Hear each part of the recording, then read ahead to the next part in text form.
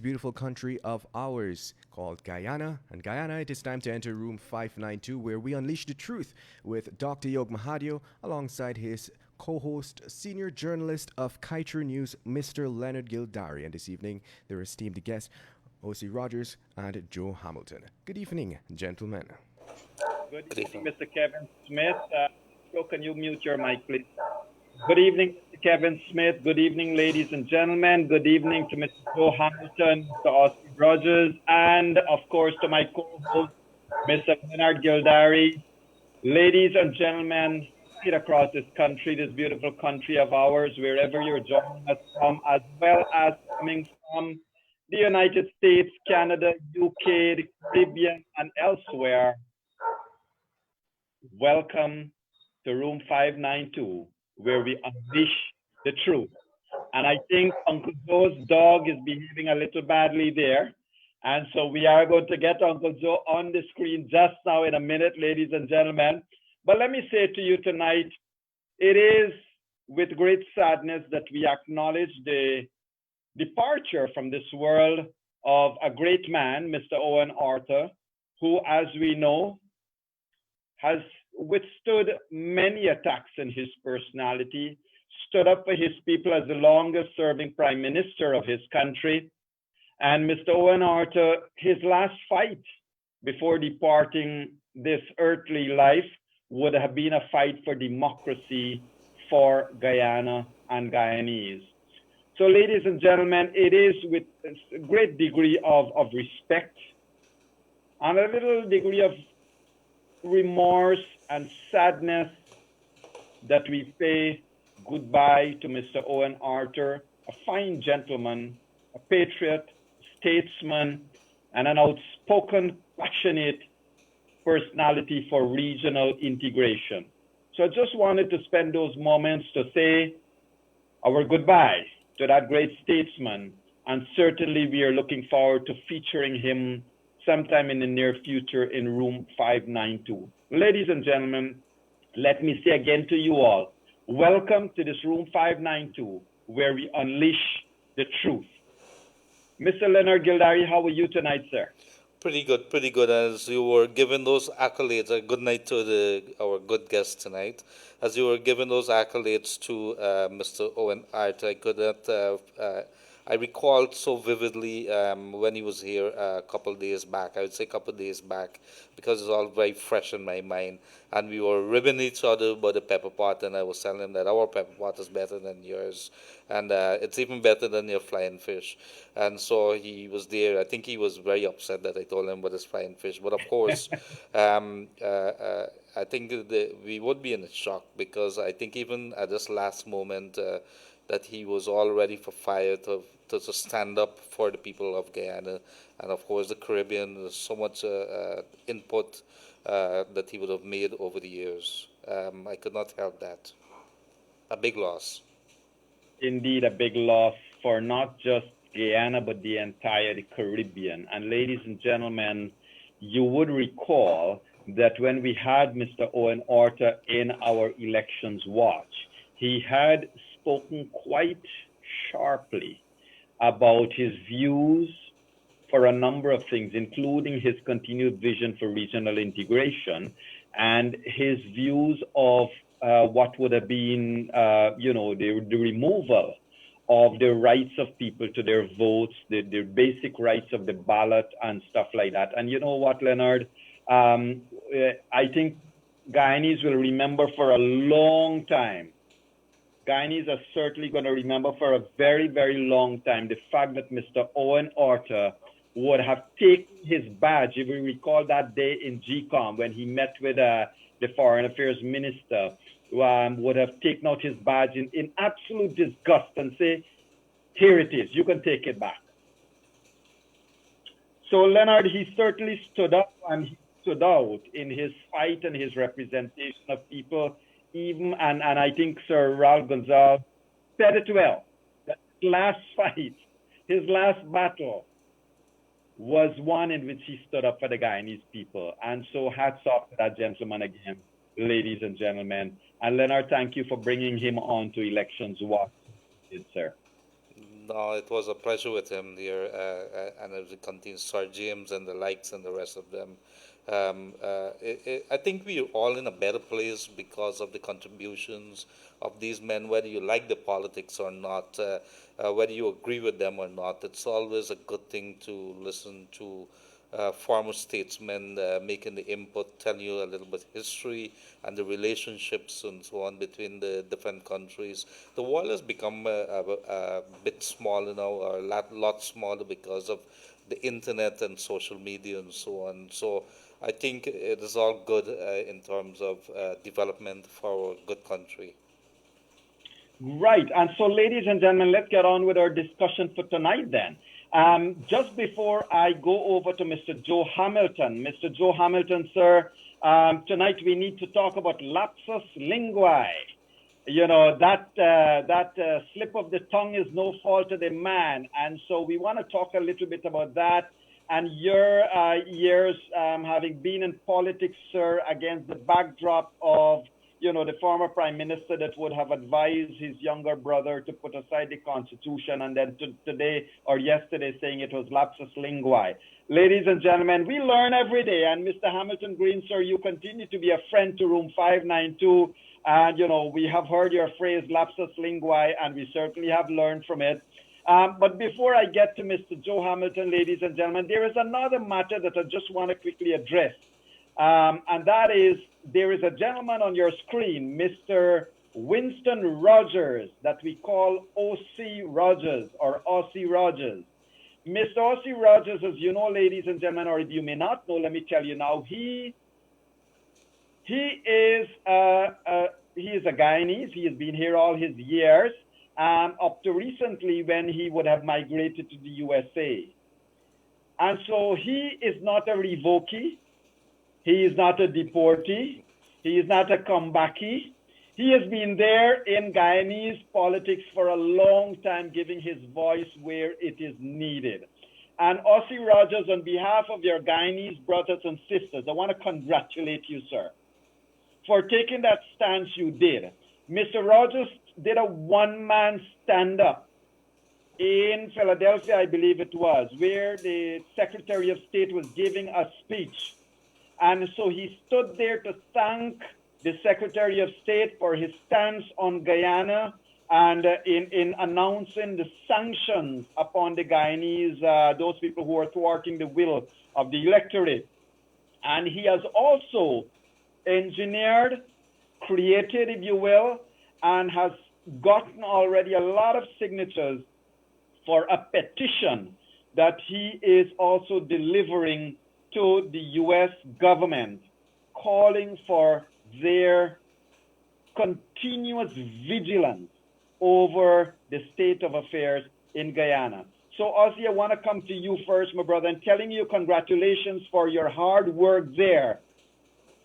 What can you tell us, sir, with regards to the petition that you have been working hard on and on the current state of play with regards to your approach to the U.S. government there, sir? All right, well, Brother Yog, thank you very much for inviting me on your show. My colleague, Mr. Gildarie, thank you very much. My brother, Mr. Joe Hamilton, it's good to see you and good to share this panel with you. And so thank you, guys. On my own behalf, and on behalf of all Guyanese who believe in truth, justice, fairness, righteousness, and Caribbean integration, I'd like to express my heartfelt condolences to Mr. Owen Arthur, his family, and the people of Barbados, and the people of the Caribbean on this loss of our Caribbean brother. That being said, Brother Yog, yes, I have started working on a petition that I plan to deliver to the U.S. government via the State Department for them to take a closer look at Guyana and for the United States government to up the ante as it relates to the organization that is currently holding our Guyanese people hostage and is currently allowing all Guyanese, every skin color, to continue to suffer, not only because of the the disgracing situation that we are at presently with the elections, but also because of COVID-19, Guyanese are suffering. And I know that I'm not alone when I say that there are tons and tons of Guyanese here in the diaspora, that we are feeling the pain of our Guyanese brothers and sisters. You could take us out of Guyana, but you can't take Guyana out of us. I'm married to a American woman, and she asks me from time to time, like, you live here now? But I keep telling her that you can't take that Guyana out of me, and I will continue to fly the flag of Guyana high and be proud that I was born in that country, and I will not stop at nothing until our people are free and until the will of the Guyanese electorate is respected, and that is what drives me, sir. Thank you, Mr. Rogers.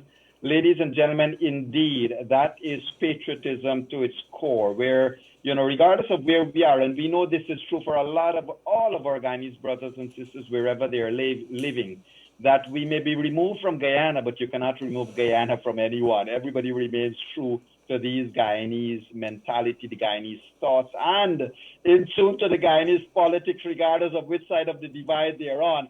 People become very passionate. Mr. Joe Hamilton, sir, as we talk about the Guyanese divide, sir, you're a man that has known both sides of the divide.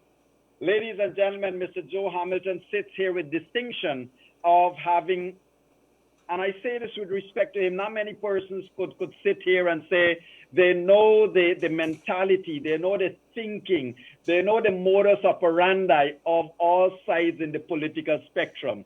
Mr. Joe Hamilton would have been a part of the executive of the PNC many, many years ago when he was a little boy. And now that he is a grown-up man, he is now a full-fledged member of the People's Progressive Party Civic. And he sits and has sat in Parliament for a number of years on the benches of the People's Progressive Party Civic. Mr. Hamilton, welcome to Room 592. This is your second outing in our room, sir. Please unmute. Please unmute.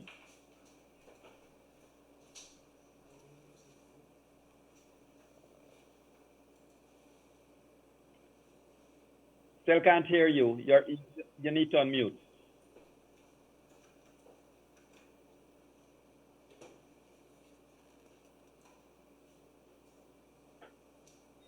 Yes, Yog, good evening. Sorry about that. And Leonard, Good evening. good evening. And Ossie, I haven't seen you in the flesh for a long time, but I pay attention to the work you are doing in North America. Thank you very much for the work you're doing on behalf of the people of Guyana. Let me start off. I know Yog, one of the things that we have presently people are focusing on is, of course, the comments by Hamilton Green. Lapsus lingua. Advising his young brother what to do with the Constitution and the laws of Guyana. And when you look at the present statement from this gentleman, you have to go back and look at his story, his story. What is his story? A man who has been in politics for over 60 years, and he will proudly say that to you. And when we examine what has he done with 60, 65 years of being involved in Guyana politics, that is the fundamental question here. I can say, and Leonard would know, Yog would know, the Guyanese people would know. If we look at a citizen, Glenn Lal, I just want to juxtapose that against a man in government. Citizen Glenn Lal, in 25 years, has created the Kaichor News and now the Kaichor Radio. And that is a beacon to the Guyanese people. And this is not in political life. The point I'm trying to raise is a man in government and in politics for over 60 years The question is, what has he built? What has he developed? What could you put his name to say this is his contribution to the welfare and development of the Guyanese people? When you hear Hamilton Green, what comes to mind is not development. It is rig elections, thuggery, violence, accusation, the notoriety of the accusation and allegation of being involved in the death of 2 cabinet ministers of his government.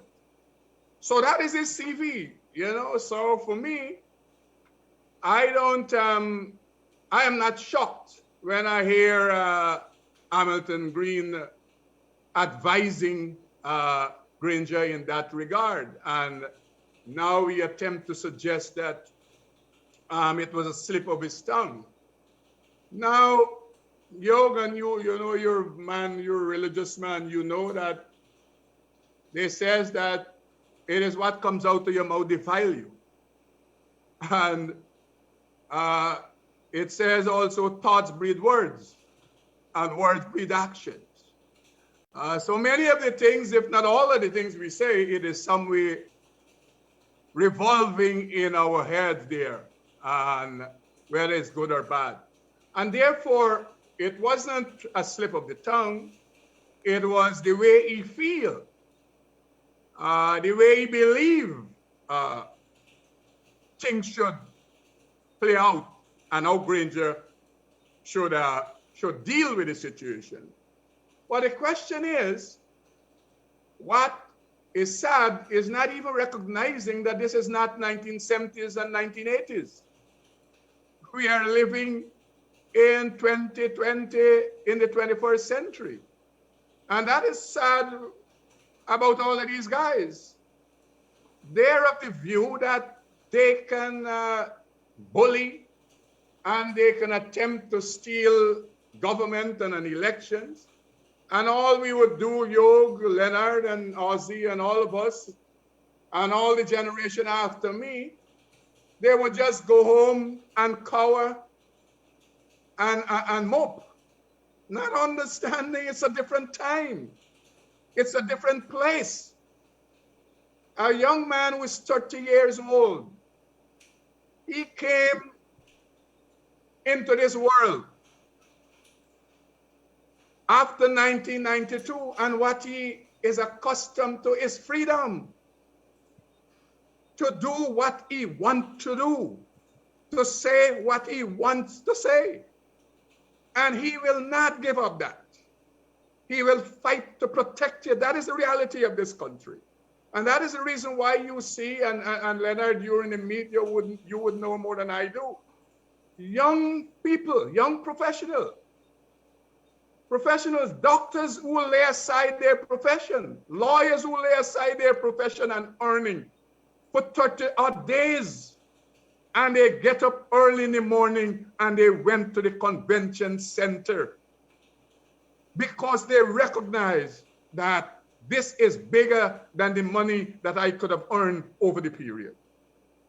That is why business people, some lay aside their business operations and they get involved to make a contribution to this fight, to this struggle, because of the recognition that we're not going back to where our parents and grandparents told us this country once was. Right. And that is a fundamental issue here. And for those guys at Congress Place and wherever they are, I suspect they underestimated the resolve and the thinking of the Guyanese people. And so they're in a place where they don't know what to do. That is the place they are at. So Joe, I wanna bring your attention to some something interesting a lot of interesting things you have said there. Something interesting is coming out here.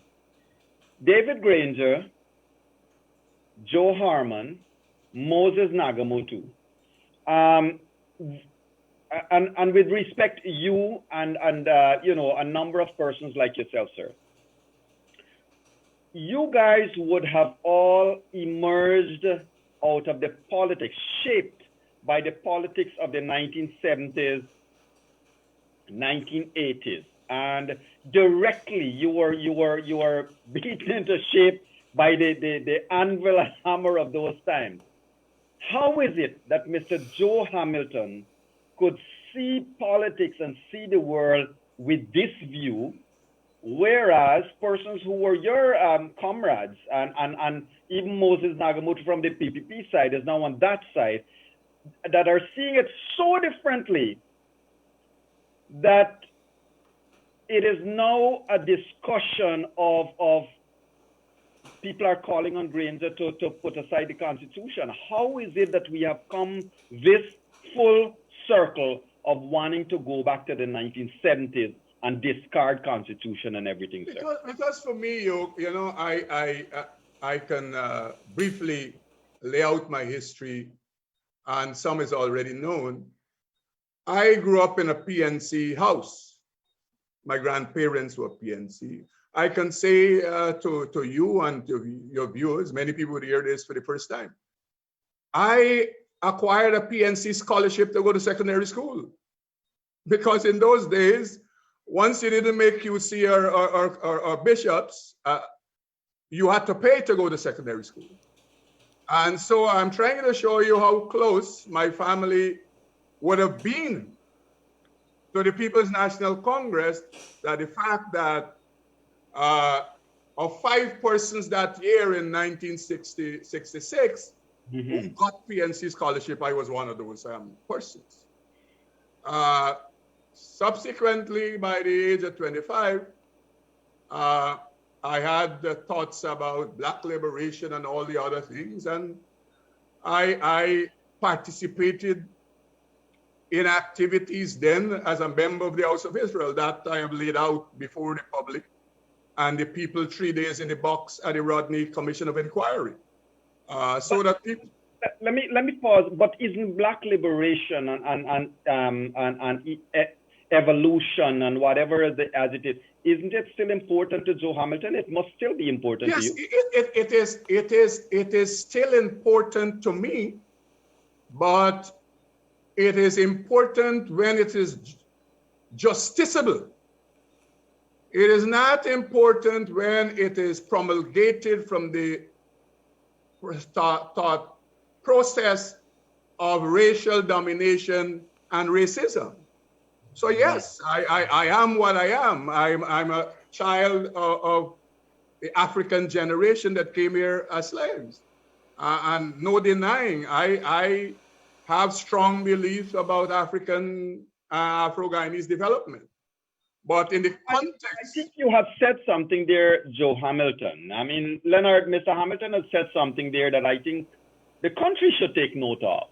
Whatever race we belong to, Ossie, whatever races we belong to, we must pursue our rights based on what is justiciable and not necessarily for the sake of domination. It is not about superiority or inferiority. And Joe, just hold 1 minute. Ossie, what are your thoughts on what? Because Joe just made, I believe, a very profound statement about how we view and evaluate our rights as a people. And it must go with the rights of everyone else. Well, for me, Yog, I am pro-Guyanese. I see Guyana before I see my skin color. Because like I said before, I believe that Guyana is a beautiful basket, a diverse basket, woven together with people of different colors, different threads of different colors. And once we were woven together, you have a different thread color than myself and Mr. Hamilton. And once we were woven together, we create this strong cloth that is called Guyana. And once we stick together, we're unbreakable. And that is what I believe in. I am advancing. I'm going to use a new word here because we seem to be learning words as we go along in this election cycle. Guyanesism. That's what I'm advancing. And that is my interest. I believe in a Guyana where every single race is important to the development of Guyana. I know that Mr. Hamilton meant that even though he's advanced, it was not advancing, but I do understand what he's saying.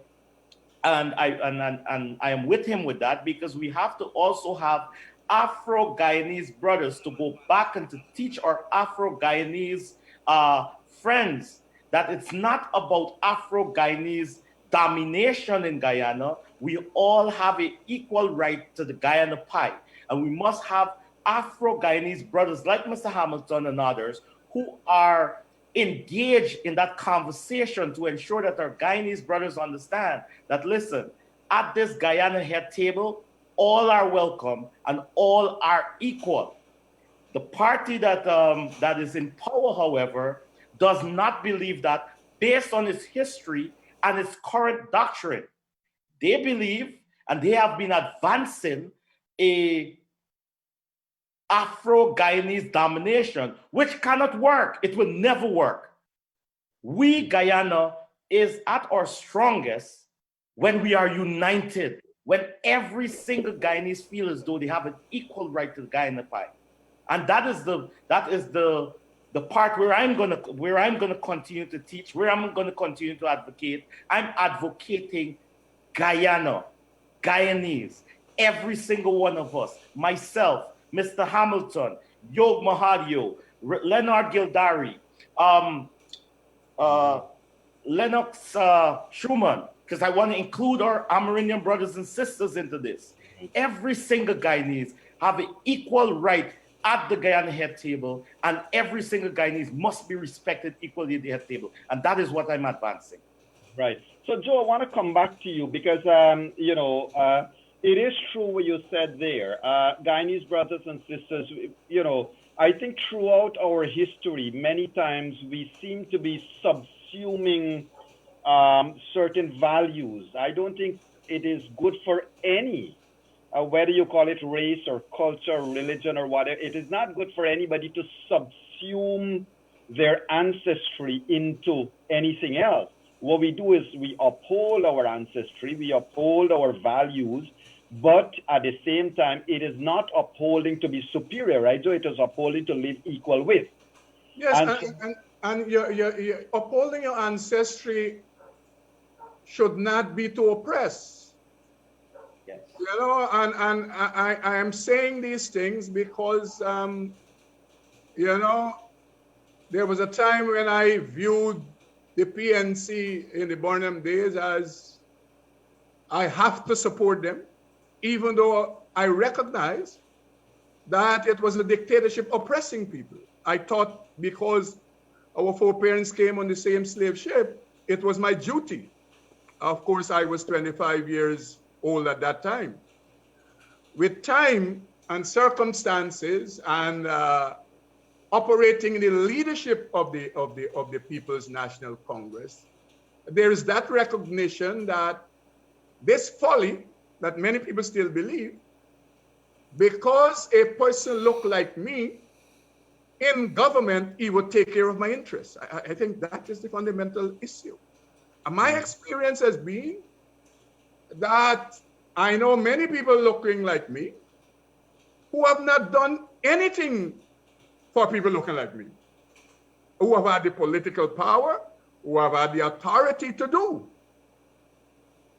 In the case of the People's Progressive Party Civic, is the view of when you emancipate yourself to recognize that is the program and the policy.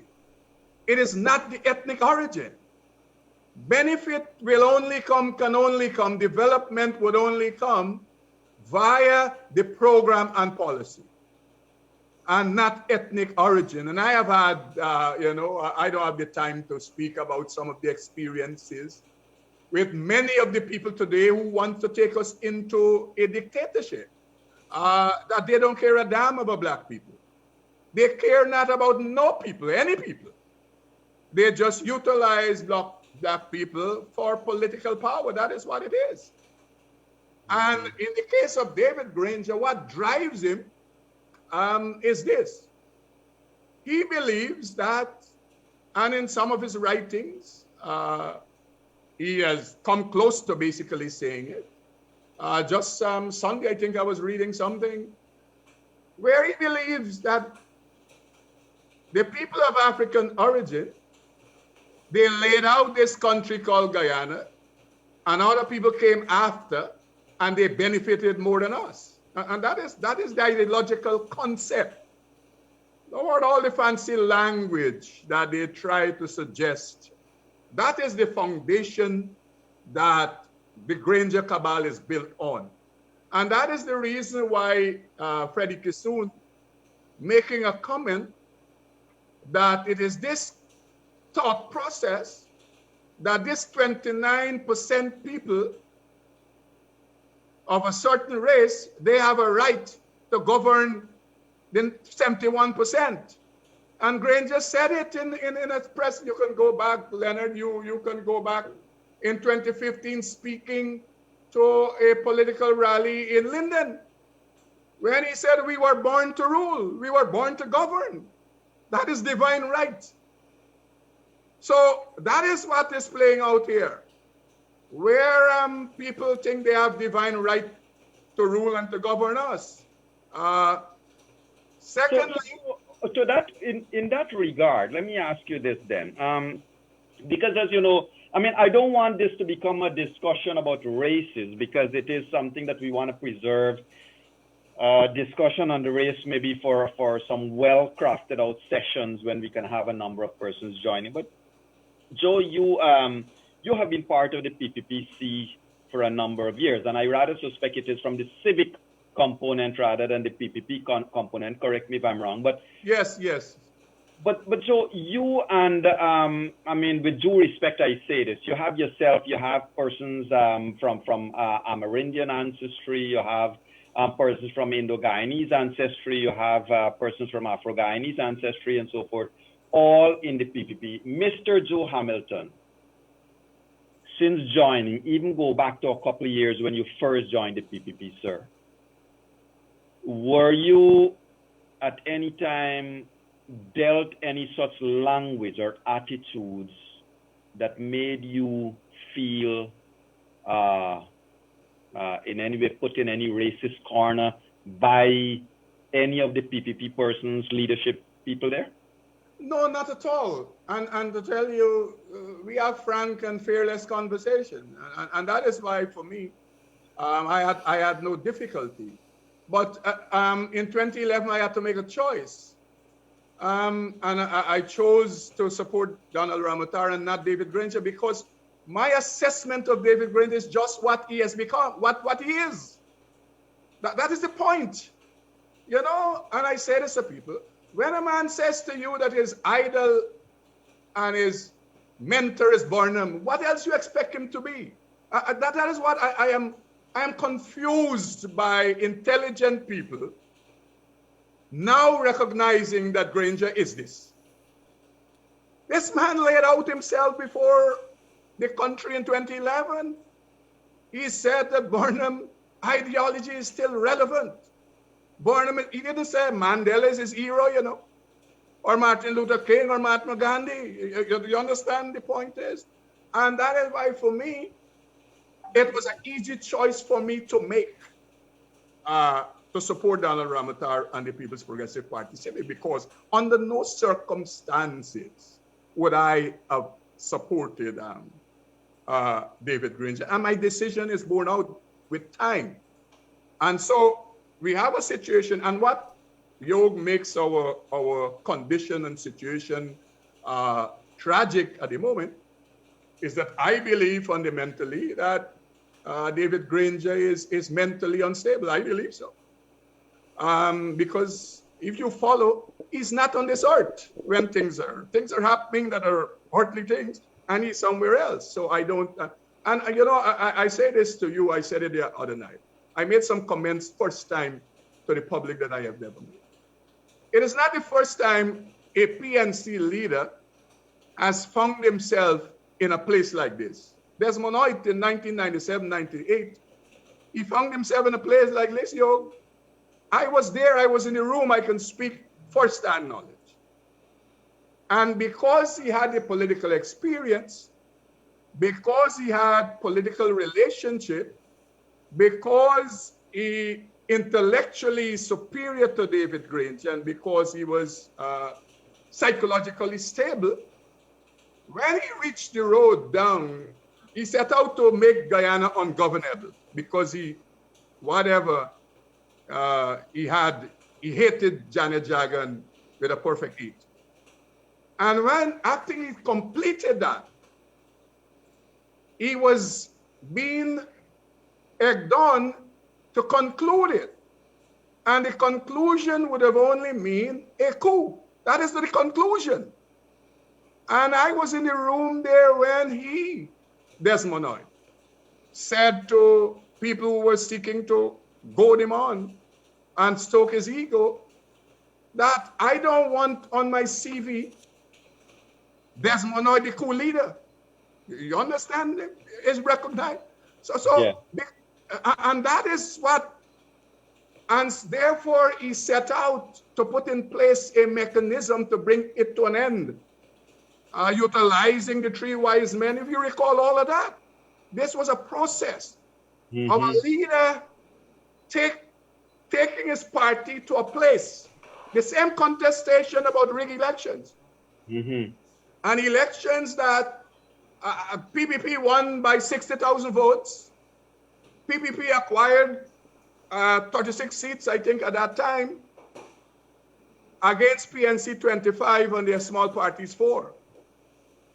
You understand? And there was still contestation that the elections were. So I'm saying to you, Desmond Hoyt was able to take himself out of there.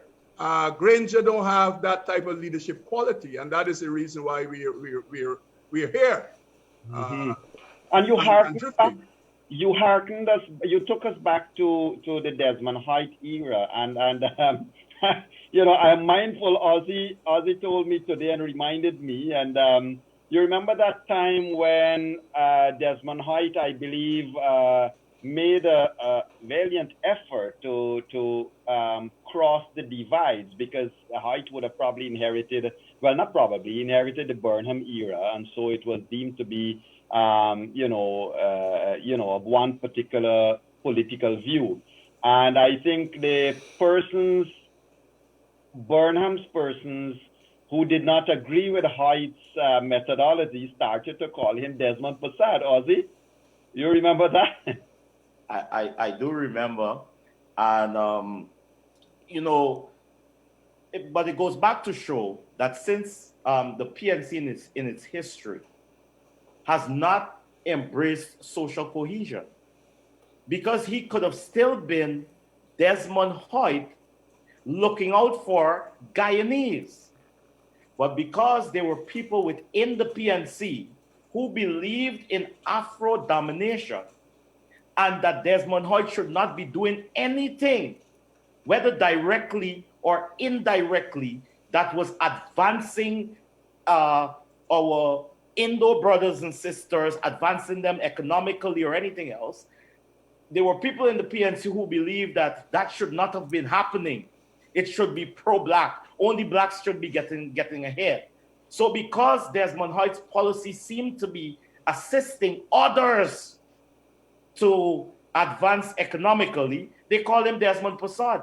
That in itself, my friend, shows the racist side of the vast majority of the people within the PNC. It's that simple. So Joe, you want to comment on that same point? Because where would Joe Hamilton have been when Desmond Hoyt was being called Desmond Passad? And what might have been some of the genesis? In 1997, I was a candidate of the PNC with Hoyt. At the time the reform came on board and that kind of thing, PNCR. And I'm saying to you that one of the things is, because of those conversations, I think Hoyt felt that he was betrayed by Indian people. I think that was one of the things that drove him to make some statements and even take some positions that were very radical after the 97 elections, because there were two things. One, I believe he did enough to be elected across race, and therefore he had his difficulty. And of course, I mentioned he had his difficulty with Janet Jagan, I suspect, because this was a white woman, and the whole conversation from the people around him about taking us back, the same type of conversation, taking us back to colonialism. You hear the same conversation today when the ABC and EN speak. And that is what stimulate a lot of black people in this country, that kind of conversation. And I'm saying it does this country no good. Yeah, because as Ossie said earlier, we are Guyanese.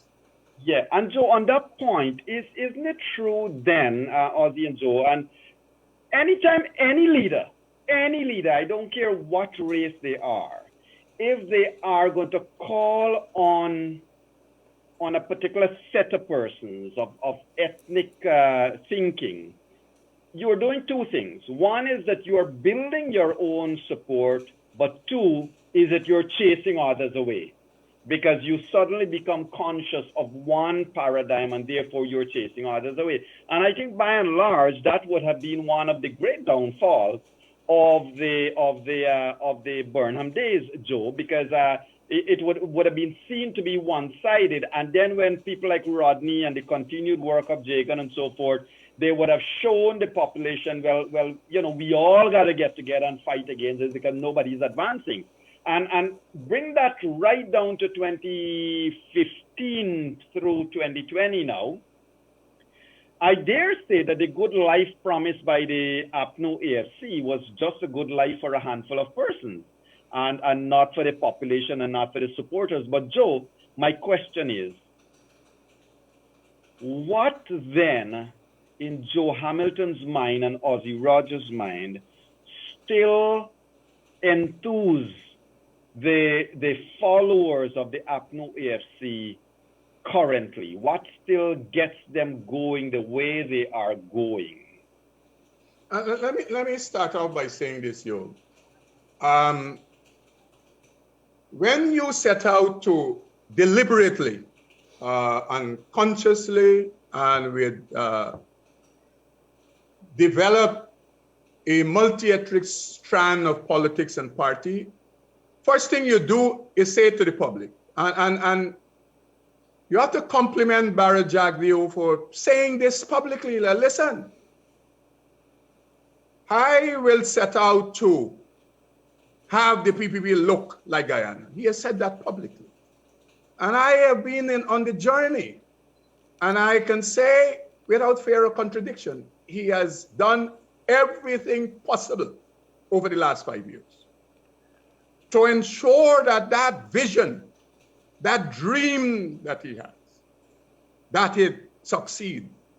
And any objective person looking at the PPP in 2015 and in 2020, they would recognize that there is a transformation of this political entity they call PPP, both for ethnic origin and class and professional type and whatever, because it was a deliberate strategy to say that, and as I said, he said it publicly. He recognized it, that we have to change. He said, my vision is to change the face of the People's Progressive Party civic. And he didn't, say it, and he committed to it, and he did everything possible. And today, because of that, we were able to go into communities that the PPP had great difficulty in decades traversing. We were able to go there, share handbills and to share manifesto. And one of the things that we have to pay attention to, and that is what shocked APNU to daylight, that the PPP in Region 4 increased its vote, our votes by 11,000, Correct. from Well, 69,000 to 80,000. you When mentioned, APNU only increased their vote by 1,500. well, And that is that's even for us. another very important point, because a lot of times, especially over these 140 days, a lot of persons seem to conveniently forget that the PNC cannot win an election with just Afro-Guyanese support. They need other support. And a lot of people are conveniently forgetting that the PPP cannot win an election with just the Indo-Guyanese vote. You need other races to vote for you. So the notion of an ethnic strength is diluting maybe with every passing day. Ossie, I want to come to you first on this one. How then do we move off of this pedestal of race preaching, Ossie? Because there are persons who believe that the APNU AFC did not lose this election. They believe the narratives that's being peddled to them. They believe that, you know, their numbers are superior and that they have won these elections. They refuse to look back at the LGE results. They refuse to look at the slim margin of 4,000 votes by which they won the 2015 elections. And they just think that they have a 30,000, 40,000 superior number of voters. My brother, the PNC does believe that it could win any elections based on the minority support that it has. Because the PNC knows that it has people in place, magicians in place, that can fix numbers for them. We've seen it. Mingo has attempted to alter the numbers in favor of the PNC, and Lowenfield has fraudulently presented numbers to the commission of which he is employed to alter numbers in favor of the PNC. So it is in the back of the PNC's mind, also based on its history, because history would show that the PNC has never won an election in Guyana, but they were declared winners all the time up until 1992. So while they do not have the numbers to win an election, they have the people who do not act with integrity and decency to fix the numbers on their behalf. So they're confident in that. However, they were operating in their 1970s mode in their head because majority of the leaders of the PNC failed to grow with the times, failed to realize that we're in 2020 and not 1970. So while they're thinking 1970 in their head, they're thinking 1970 rigged election tactics also. Cannot work in the 21st century. That is why they were caught and exposed at every single level, as opposed to all the other elections that they rigged. Mm-hmm. And with that, Joe, in hindsight, given that it was, correct me if I'm wrong, Leonard, but I believe based on videos I'm seeing, it was Mr. Lowenfield that made the final release to the press of the numbers at the 2015 elections. Joe, in hindsight, given all the shenanigans that have been exposed, do you still believe that the numbers issued for the 2015 elections are therefore sacrosanct? Yog, let me say this. Let me say this. 2015, what happened is the PNC deliberately created all kind of ruckus at polling stations to expunge our polling agents and allow themselves in communities in South Georgetown to vote out lists in collaboration with people who were working with GCOM. Remember, in 2015, all the tabulation was done at GCOM headquarters under the auspices of the chief elections officer, breaking the law. Mm-hmm. Because the law says the 10 ROs must do their declaration in their districts. And I will tell you this, a couple days before elections, when Barra Jagdeo led that delegation to reach the commission, two fundamental things he argued for and got it. One, if you recall, they were attempting to put 7,000 people in one building at one report. That was an attempt of voter suppression. That is what a deliberate attempt would voter suppression. We were able to get them to change and to put tents and whatever. And the other important thing he got the commission to agree to, that the elections of 2020, all the districts RO would declare their results in the districts.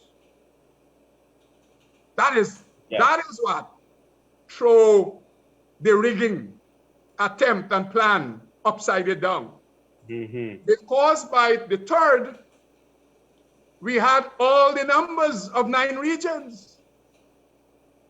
And everybody could have done their calculation, tabulation, accounting, whatever you want to call it. Recognizing that the PPP was ahead 52,000, that the PNC had to win by over 50,000 in Region 4. And that is why they moved into rigging stage.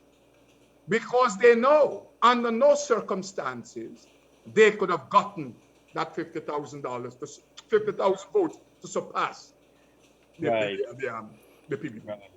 So that is what that fundamental decision that Jagdeo rested, and it was the chairperson who agreed. Lowenfield was putting up all kinds of arguments why it shouldn't happen. And Jagdeo's position was, you will get your own SOPs because the SOPs go to the ROs and it also come to Lowenfield. And Jagdeo's position was, you're not to call the district report. You're just to have that as CEO. Right. Well, I think a lot of the differences would be in terms of your party's, the PPPC's modus operandi has been the change in the leadership of the PPP too. Because Joe, the question, and Ossie, this one to you, the question therefore that whether the PPP would be contemplating whether Donald Ramata really lost that election.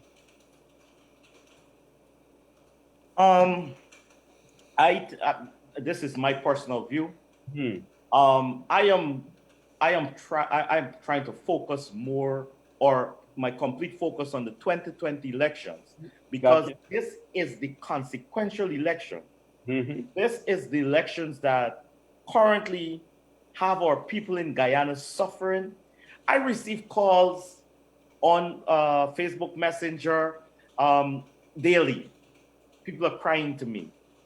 Brother Yog, I listened to your program one day, and there was a auntie from Barbies who called and started crying. Yeah. On your program. It broke my heart. It broke my heart because Guyanese people are suffering. So while the time will come for us to examine our history and re-examine the 2015 and all the elections, I think that our main focus should be on the 2020 election so we can bring it to a completion, have a president, the president-elect, duly declared and sworn in, and get on the ball of helping our people. Our people are suffering, Brother Yog. We hear it every day. You hear it every day. I could sense how the passion, when you spoke, when that auntie spoke afterwards, I could sense, I've never seen you so worked up on air. Right. Yes. This is because you feel the pain of our people in every single region and every single color, every single ethnicity. So this is why we need to keep the focus primarily directly on the 2020 elections and ensure that David Granger and others in the terrorist organization that he manages understand that they cannot hold our people ransom forever.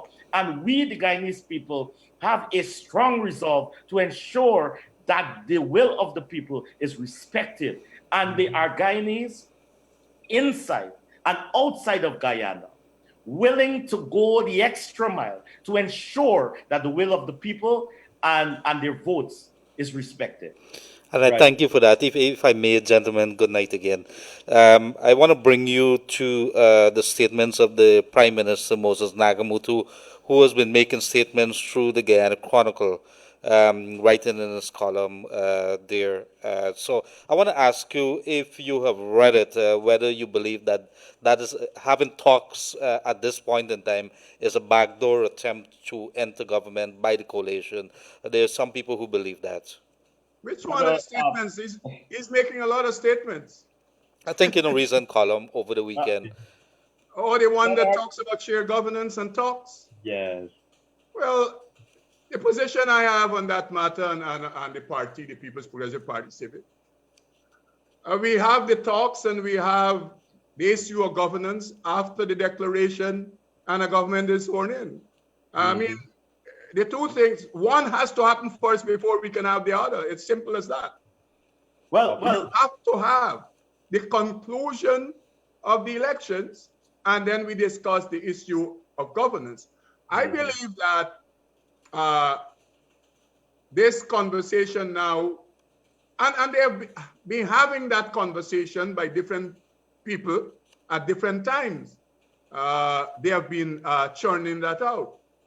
And even when they speak about it, you could see that they're not sincere.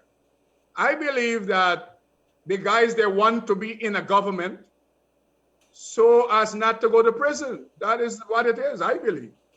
But they want to be in a government. Just stick a pin there. Let's talk about that, because I want to tell you something. Ladies and gentlemen, we have invited the ANOG, we have invited LJP.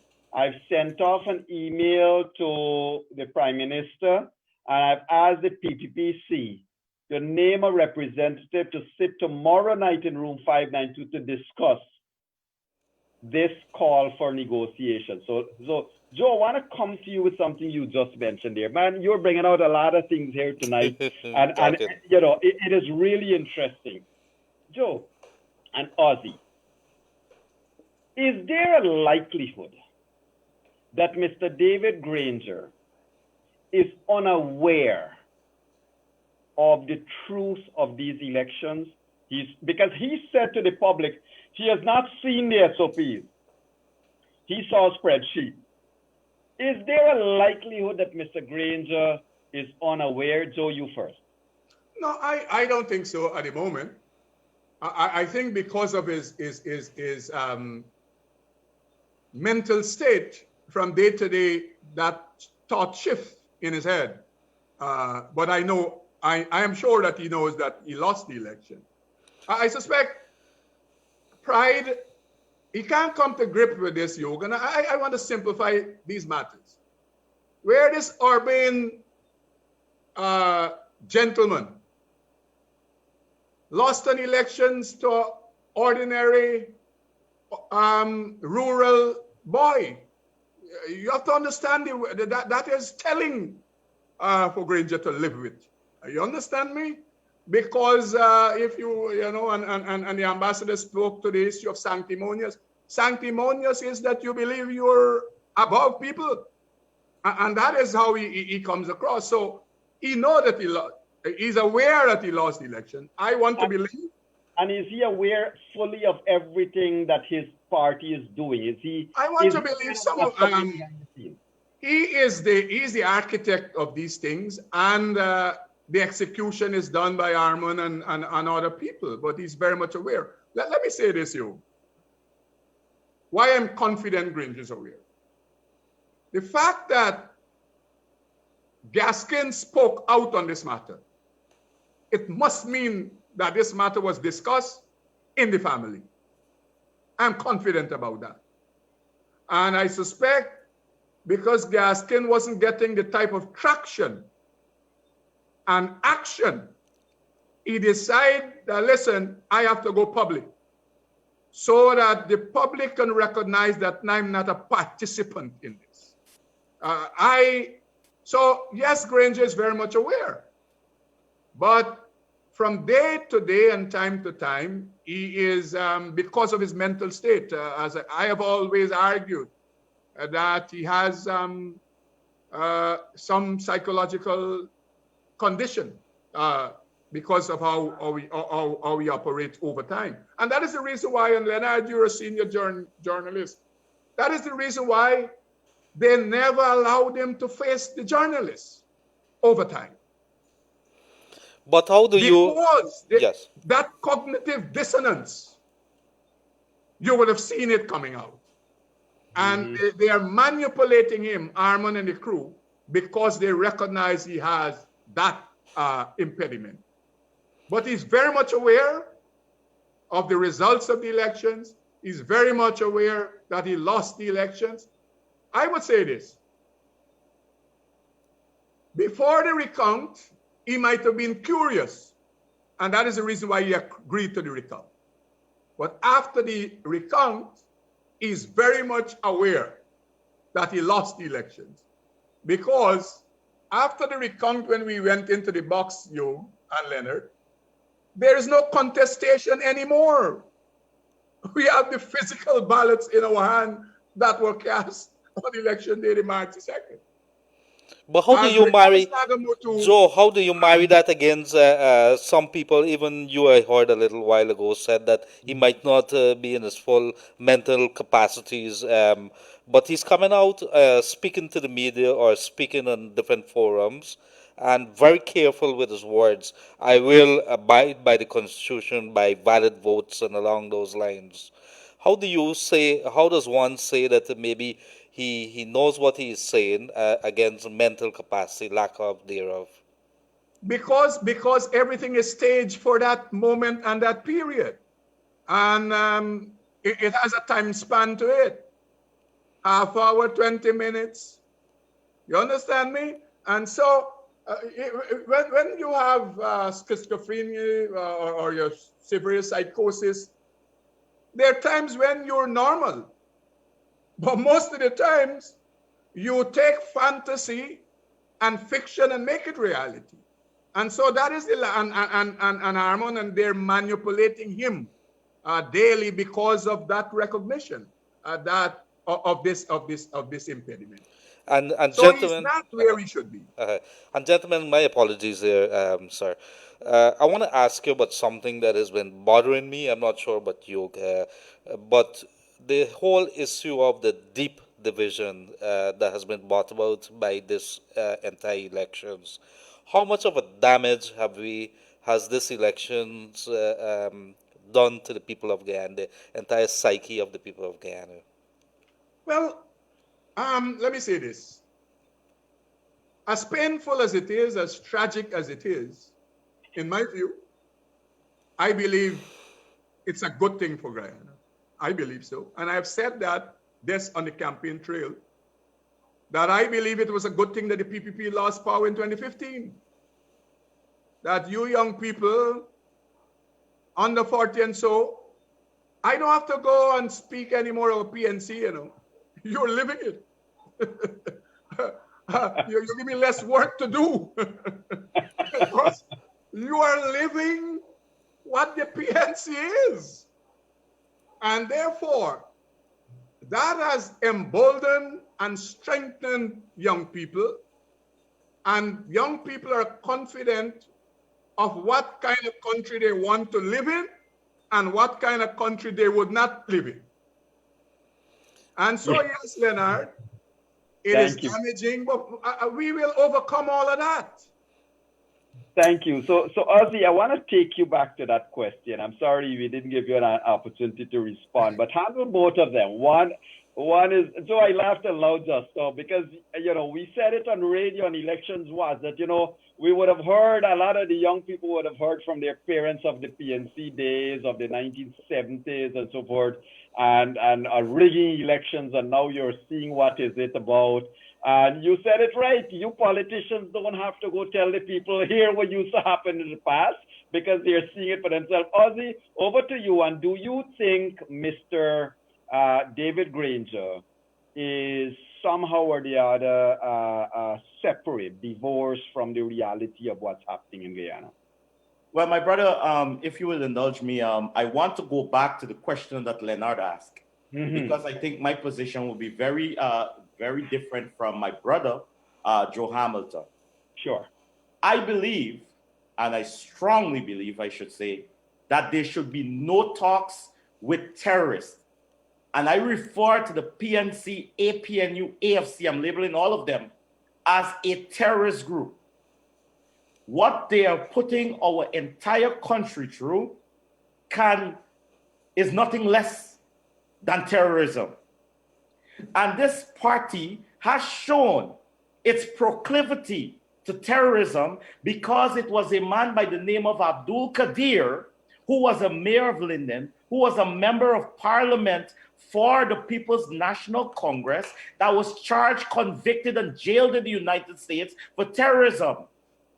It was the same PNC that is running our country, the same group of people who use one of our sacred places where laws are made for our country to honor this terrorist.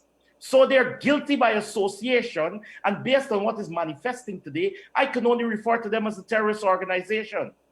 You want more evidence? It is the same political party that allowed Jim Jones to come to our soil and commit terrorist act on our soil. First time ever. All right? So I am saying again that David Grange is leading an organization that is demonstrating to the people of Guyana that it's a terrorist organization, and I make this with no fear of contradiction. It's a terrorist organization. What they're putting the Guyanese people through is nothing less than terrorism. You want more evidence? It is the same political party, the PNC, that draped Blackie Douglas, what's his name, Andrew Douglas, coffin with our sacred instrument, the golden arrowhead, the sacred instrument of statehood.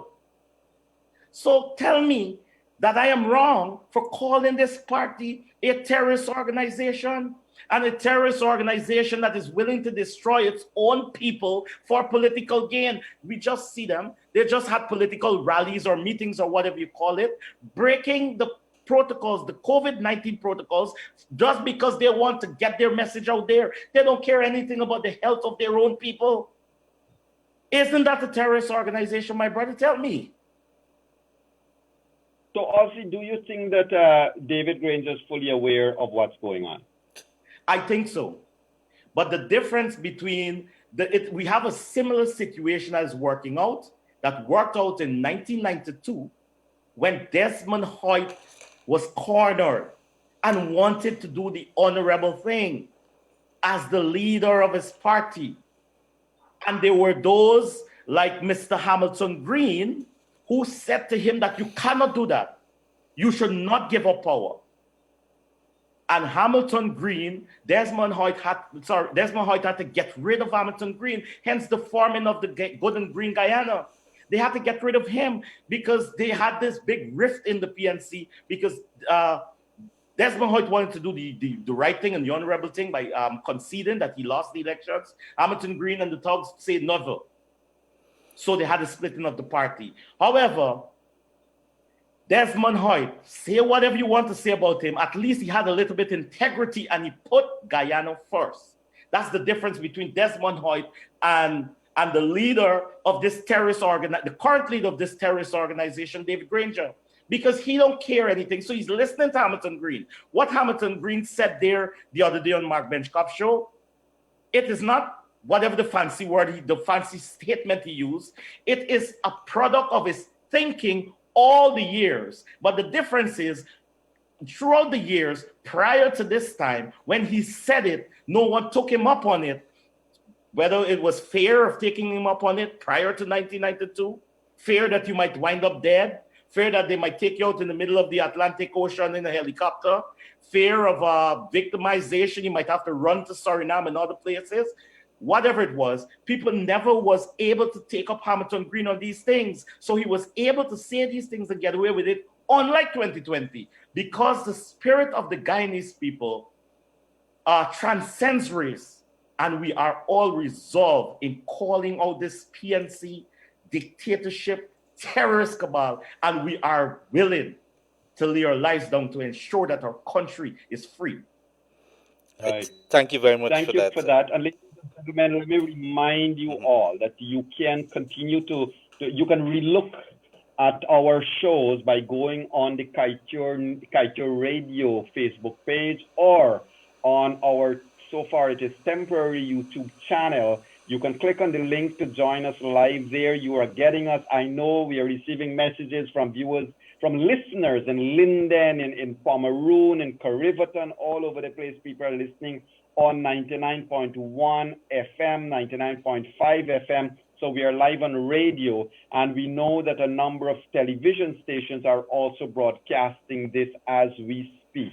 So ladies and gentlemen, I just wanted to insert that this program comes to you. And let me say this to you, this is all voluntary work that is being done. Yours truly, I do not belong to any political organization, and this is just purely voluntary because we need, as Ossie Rogers said, to put Guyana first, and we really need to do it now. It's now or never. Joe, you asserted to this earlier, and I found your statements, as I said, very pragmatic, thought-provoking. Joe, you said earlier that one of the problems here is not just race, it is class. When you alluded to, little boy, versus a big man kind of thing going for presidency, but there's more to it. One would recall in the past that the PNC could not have tolerated the idea of a little boy, Barrett Jagdi, who didn't go to the schools that they went to. And I think that is part of the class problem presently, that one man went to a particular school that others could not have gone to.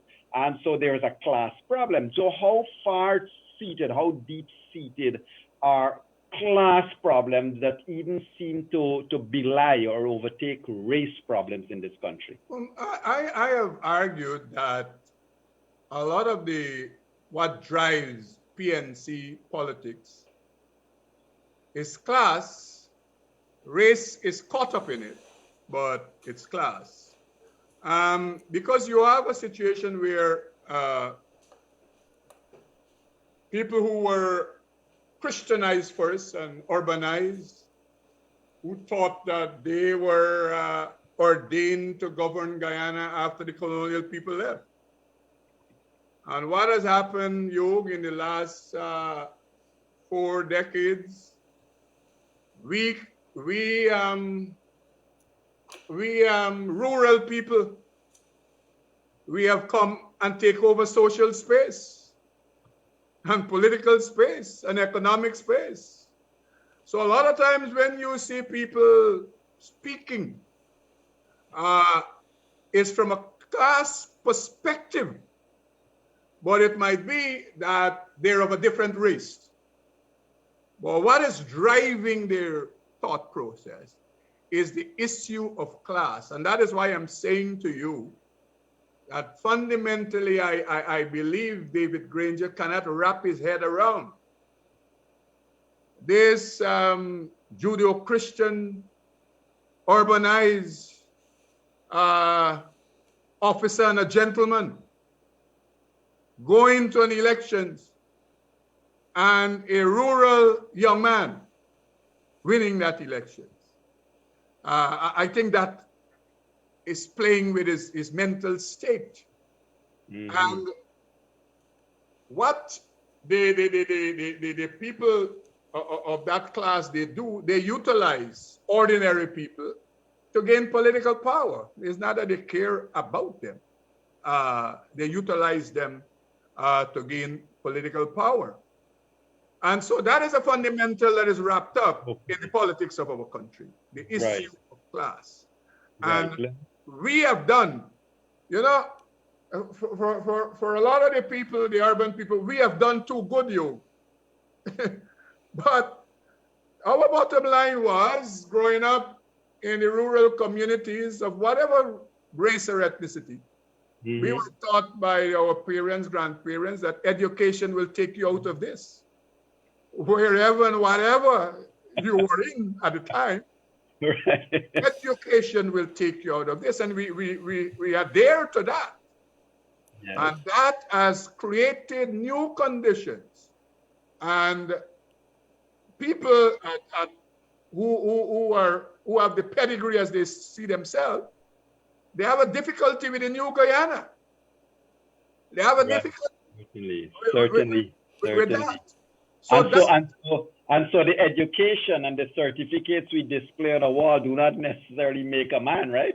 Right, because you know, one of the important thing is for us rural people, we have maximized our certification. I mean, we have made it financially sound. You can have a certification, you know. I want to push you back on something else. In 2015, a lot of persons, quite a sizable number of swing votes, voted. I wouldn't say that they voted for Granger, they voted against the PPP.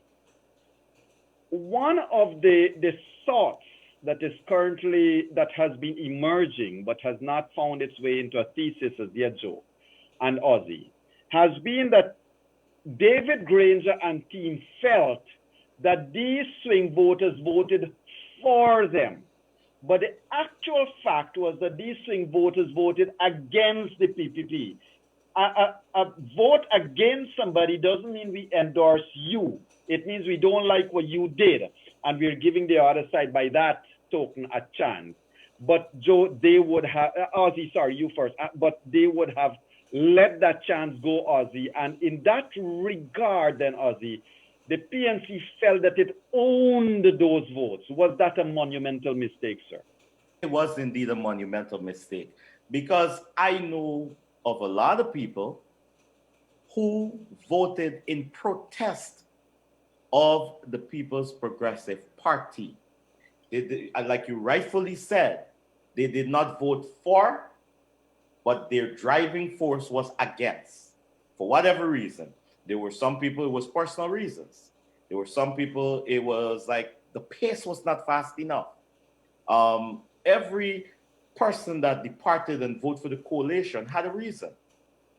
For some people, it was the preaching of the coming together of all the races, all the parties coming together under this big umbrella called the coalition, with the expectation that there would be an advancement of our social cohesion and an advancement of the really bringing Guyana as one.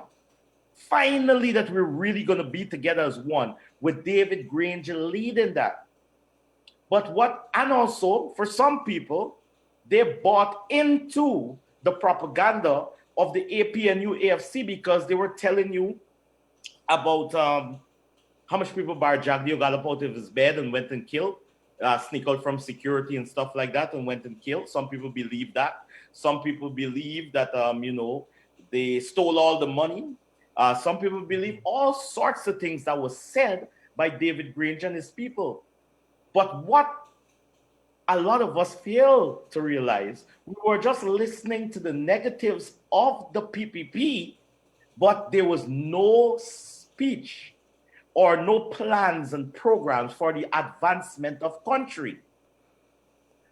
Yeah. But they were voted in and they were given a chance. And because they were always speaking about what the PPP did or allegedly did, that's all they continue from 2015, 2016, 2017, 2018, up to the elections 2020, and all we heard about what the PPP did, all the negatives that they did, but nothing. Then later on, about 2 weeks before the elections, David Granger came out with a decade of achievement, a decade of development 2 weeks before the elections. But then when they failed to explain what was really in this decade of development, and what about the half decade, or what about the 4.5 years that you were in there that you did not even think about the development of the Guyanese people? Right. So that is why, my friends, I'm saying to you that a lot of us fall prey to the trickery of the PNC under its disguise of the APNU, AFC, And they got a chance. Like Mr. Hamilton said, it was a good thing for the nation somewhat, because I can guarantee you, I believe in my Guyanese people, and the one with the lowest level of intelligence is still Guyanese smart. And Guyanese smart is a good thing. And I believe that they are going to, at the next election, remember this day and the days since December 21st, 2018, and what the PNC has done to destroy our country, its people, and our image in the international arena. Correct. Thank you very much, dear. And gentlemen, and maybe both of you guys could answer this. Do you believe that first of all, to Mr. Joe, do you believe that your former colleagues in the PNCR could probably reemerge and revitalize the PNCR after this nightmare that Guyana would have suffered for the last couple of months? Let me say this. Who? Who? When you're looking forward, you have to be realistic and say who. Granger, step aside. What you have before you, Armand, Balder Lawrence, and Basil Williams. That's which choice would you make? Because any choice you make is the same place you're at. And that is tied in to the question Yog asks. You have to have different strata of people to make a solid political unit. And the professional type people play a major role in everything you would attempt to do. This swing voter, as Yog spoke about, I average is about 8 to 12% of those persons. And I would answer the question, I'm answering both of you at the same time, differently to how Ossie answered it. I believe that people really believe David Granger, that they really believe he was an honest and decent man. And they supported him because they believed he would have done the things that he said he would have done.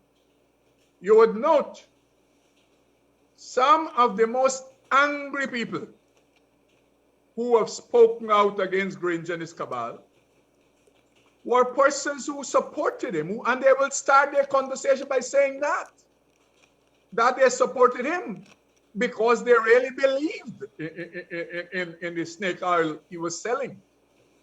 Many of the young people who have formed their own political entity, when you talk to them, that is how they start their conversation. Mm-hmm. And so they have lost all of those young people. If you, Leonard, we extend it to the generation after Armand and the likes, what you have there is a Chris Jones of this world and the Figueroa. That is what you have. So when you look at the PNC now and its next generation, I don't see any person who can make this unit what it used to be once upon a time. And as Ossie said earlier, the young people will never forget the PNC in large measure, and people across the racial and class stratum. And as Yog said earlier, you need all of these people to win an election. Of course.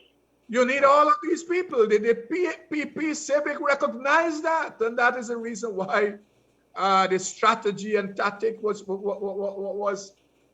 it was. And you would see, Yog and you, Leonard, you would see how many young professional type people went out there and campaigned vigorously with the People's Progressive Party Civic, because they believe that, say what you want about the PPP Civic, they made a genuine attempt to transform their party. And that is, these people they have not done it. They had their opportunity in government. And instead of doing better by conceding, even go back to 2018, as Ossie said, by having a recognizing and accepting the vote of no confidence. And I say this, we would have had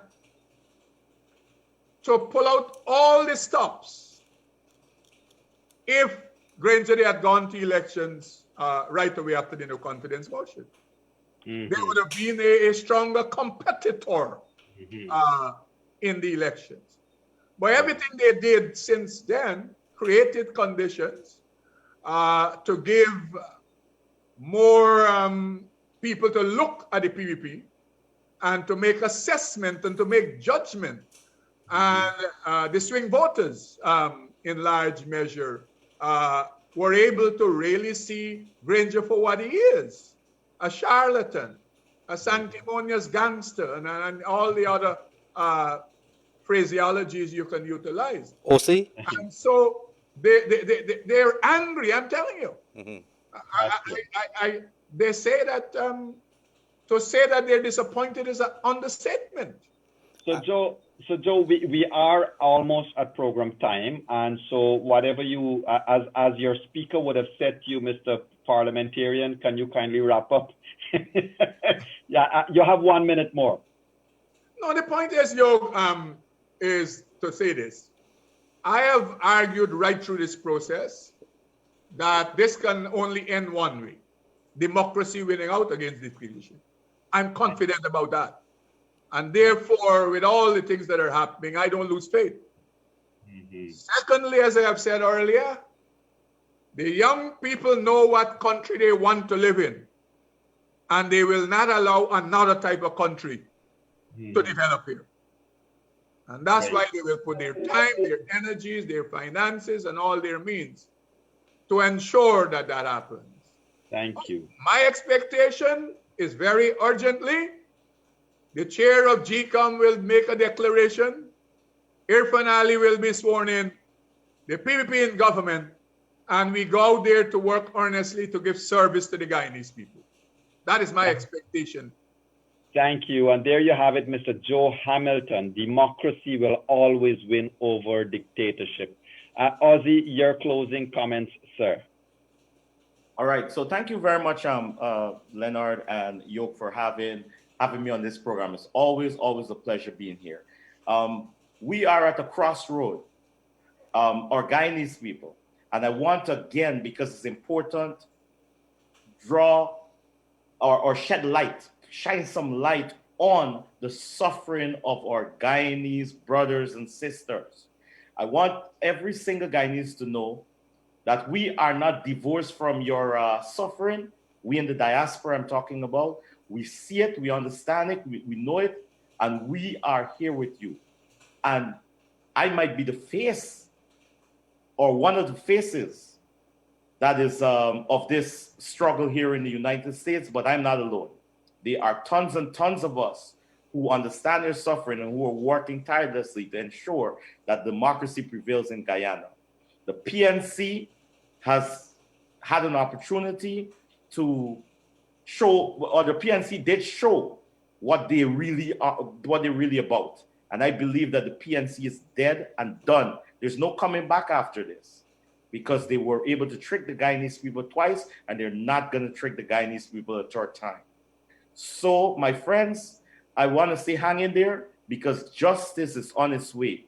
And one famous American said, the arc of the moral universe may be long, but it bends towards justice. And justice is on its way. Thank you. Thank you very much. Thank you. Thank you so much, Ossie. Indeed, the arc of the moral universe may be long, but it bends towards justice.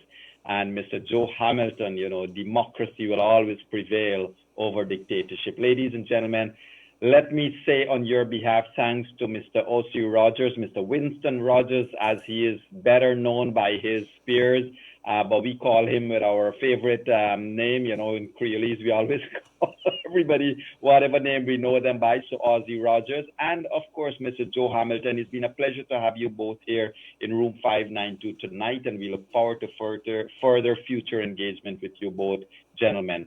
My co-host, Mr. Leonard Gildarie, thank you, sir, for being a gracious co-host tonight, as you are every night. And to Kevin Smith, Josh Van Slightman, Raj, and the entire Kaito radio crew, great job, and thank you for being there behind the scenes and doing what you have to do. One day, very soon, Leonard and I will take the controls, and you two will run this program, hopefully sooner rather than later, Leonard. You're ambitious, man. No, we got to train the youngsters, you know. So it's been great to have you all here, ladies and gentlemen. Let me say thanks to you all for joining us from wherever you have joined us. Do remember to have a great evening, and our regards to yourself and families. And please remember, as we say every night, do a prayer for this beautiful country of ours. It is still the best place on this God-given earth of ours. Do stay safe. Be good. Bye-bye now. Okay, gentlemen, good night. Have a good night.